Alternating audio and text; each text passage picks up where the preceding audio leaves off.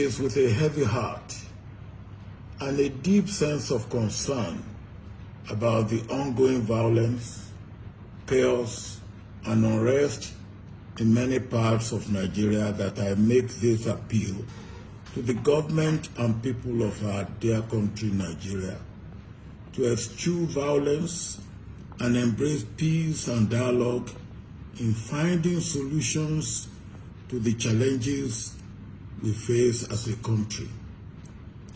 I particularly appeal to President Muhammadu Buhari in his capacities as President of Nigeria, Commander-in-Chief of the Armed Forces, and as a parent of youth like the ones who have in the last week or so come out in peaceful protest against police brutality and for improvement in their lives and their living conditions, to restrain the military and other security agencies from using brute force as a way of ending the crisis.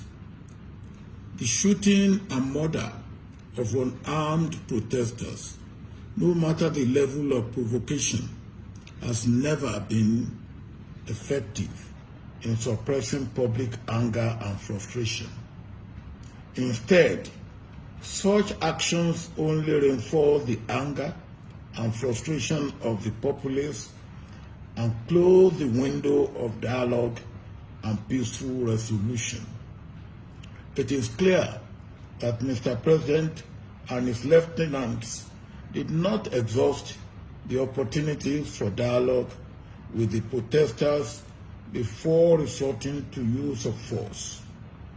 It is worse that there is denial of wrongdoing in spite of overwhelming visual evidence. Great harm has now been done, but it can be stopped before it completely spirals out of control. We are at a critical moment in this crisis, and Mr. President must act now before it is too late. This time demands leadership and mature leadership as such. Most of the demands of the protesting youth, which Governor Babajide Sanwo-Olu of Lagos State swiftly took to the President, are not unreasonable and can be met without anyone's political interest or ambition being threatened.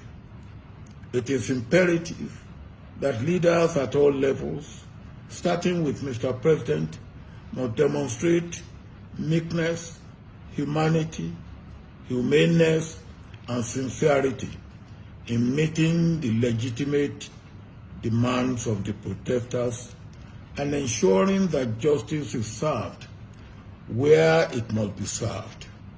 These are the most potent ways of ending this crisis now.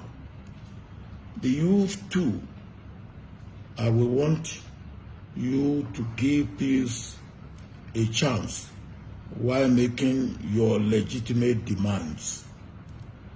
You must be mindful of miscreants who will infiltrate your ranks and give the protests a bad name, only so that trigger-happy forces will kill you. The destruction and looting of public and private properties will only hurt all of us and set us back. The targeting of individuals and groups for attacks and reprisal attacks will only further widen our divisions, escalate the crisis, and threaten our fragile unity. This is yet another moment when our nation is on the edge of a cliff. Our individual and collective actions now and in the next few days will determine where we will go as a nation. May God help us in taking the right steps in the right directions.